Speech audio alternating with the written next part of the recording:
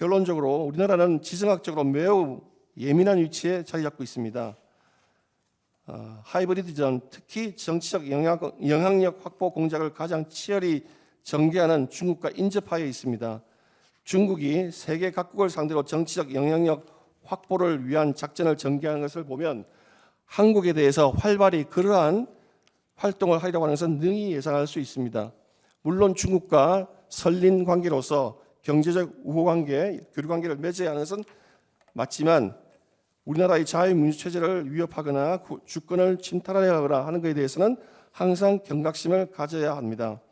중앙선거관리위원회는 분명히 2020년 4.15 총선에서 국민들에게 거짓말을 했습니다.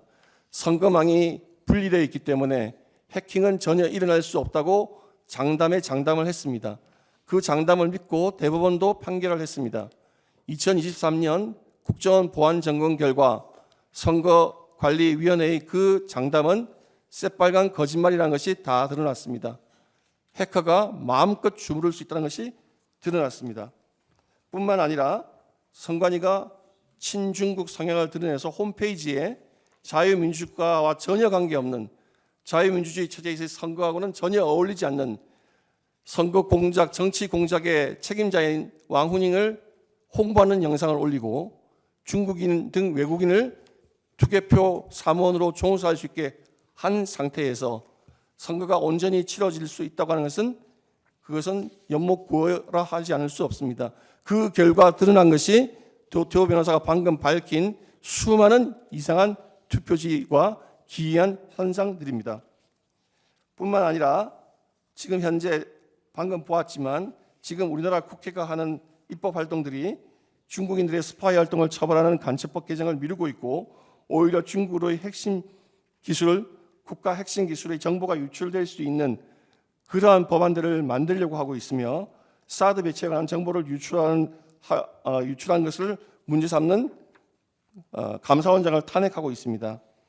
이러한 사항들을 다 종합하여 보면 대통령 국정 전반을 책임지고 있는 대통령의 입장에서는 이게 전쟁이나 사변은 아니지만 그에 못지않는 중요한 위험한 상태이고 그것을 국민들에게 직접 호소하고 알려야 된다는 생각을 하지 않을 수가 없는 상황이라고 생각합니다. 그럼 왜 언론을 통해서 하지 않았느냐? 우리나라 언론은 전국 언론 노조가 강력하게 자리 잡고 있습니다.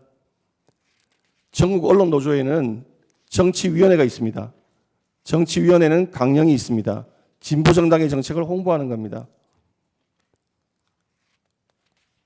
심지어 지금 보십시오. 임기가 끝난 MBC 대주주는 방송문화진흥회입니다. 임기가 끝난 이사들이 지금 10개월 정도 계속 이사회 구성하고 있습니다. 그 박문진 이사 새로 임명했던 방통위원장을 임기 이틀 만에 탄핵을 했습니다. 이런 상태에서 대통령이 언론 활동을 통해서 국민들에게 호소하면 아마도 대통령의 발언은 한 5분 소개하면 그 발언을 비판하는 분석 기사와 논평은 아마 10배는 더 나갔을 것이 틀림없다고 생각합니다. 국민들에게 이 심각한 위기 상황, 우리가 인식하지 못하고 있는 이 순간에 얼마나 많은 분야에서 국익이 침해당하고 있고 국민들은 그것을 인식하지 못하고 있는 것을 자신의 위험을 걸고서라도 알려야 되겠다고 하는 대통령의 충심이었다는 것을 말씀드리겠습니다.